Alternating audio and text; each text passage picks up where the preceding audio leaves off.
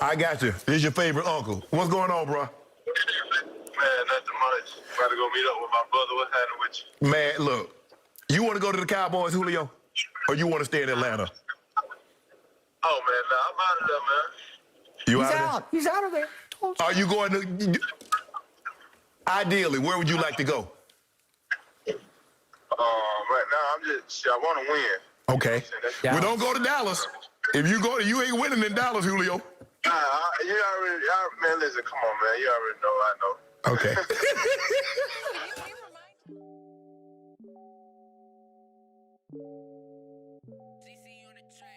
Love them or hate them, the Dallas Cowboys are the most valuable and most recognizable sports team this world has ever seen. One spot by Jerry Jones in 1989 for $140 million. The star is now worth upwards of $5 billion. You know how many Jaguar Tim Tebow jerseys I can buy with that? You gotta respect the hustle. You don't have to love them, but they've built this brand throughout 60 years.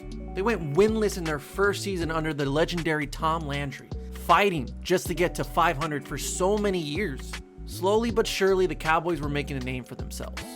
And going into the 70s, the team filled with a bunch of blue-collar, hard-nosed players, so relatable to the average American viewer, were led by the most American of them all, Roger Staubach. A former Navy officer just a few years prior, Staubach took over this franchise at the perfect time.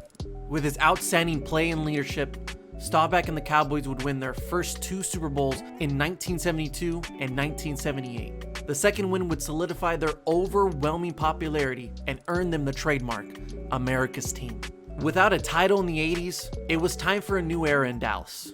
Jerry Jones buys the franchise, and that meant out with the old and in with the new. Wow, just look at that hair, it's so perfect. We can talk about the early 90s run for Dallas, or I could just use one saying to explain it all. How about them Cowboys? I really can't get over the hair. Look at it. At this point, the Cowboys put themselves up there with the great franchises in sports. The Lakers, the Yankees, the Cowboys. They truly were America's team.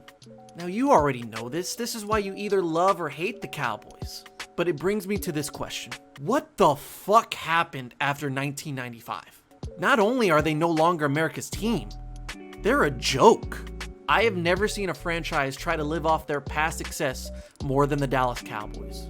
Yet Jerry Jones has somehow made billions of more dollars off a mediocre product. Now that, ladies and gentlemen, is a great salesman. Teenager tonight. What's the matter with you? Come on, get your confidence up. You want to be in the big leagues? This is it. Come on. Since 1995, the last time the Cowboys won a Super Bowl, the franchise record is an amazing 208 wins, 192 losses. But wait, there's more. They are 4-10 in the playoffs with no NFC Championship appearances. Just for reference, Patrick Mahomes, who has only started in the NFL for 3 years, has more wins in the playoffs than the Cowboys organization has in 26 years. Now that's something worth clapping about, Jason Garrett. During this span, 2 men would change the landscape of football with a dynasty we have never seen before.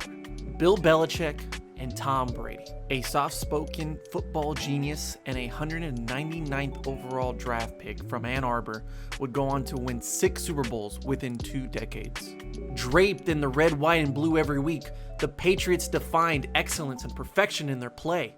More importantly, it defined winning.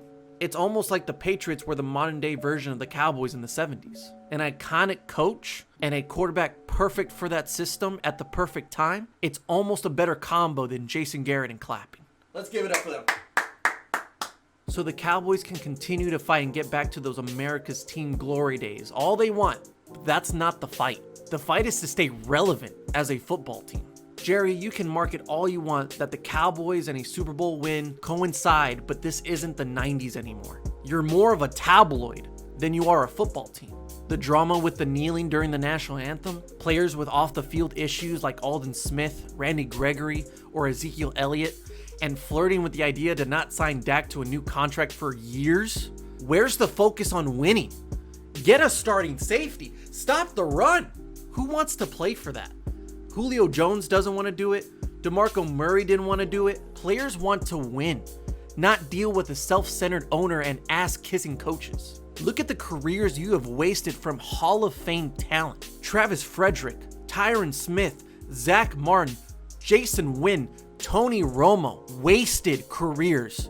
Even the NFL is getting tired of the Cowboys' disappointment every year. In 2020, the league decided to move the Cowboys out of prime time in Week 15 versus the 49ers for the Giants and the Browns. You moved America's team out of prime time? Is it really a big deal? Not really, but it goes to show that Roger Goodell isn't afraid of Jerry Jones. And first-year head coach Mike McCarthy would go on to comment on that game being moved, saying, "These are the types of things that I guess happen when you're not successful." So congrats, Jerry. You're the greatest salesman the sports world has ever seen. It's Jerry's world. Somehow going 500 the last 26 years still gets you first on ESPN and Fox Sports every morning. But until you realize that football is about winning and not money, the Cowboys are not America's team anymore. The Cowboys are not a good football team anymore. The Cowboys are not a favorable destination for free agents. The Cowboys are an embarrassment.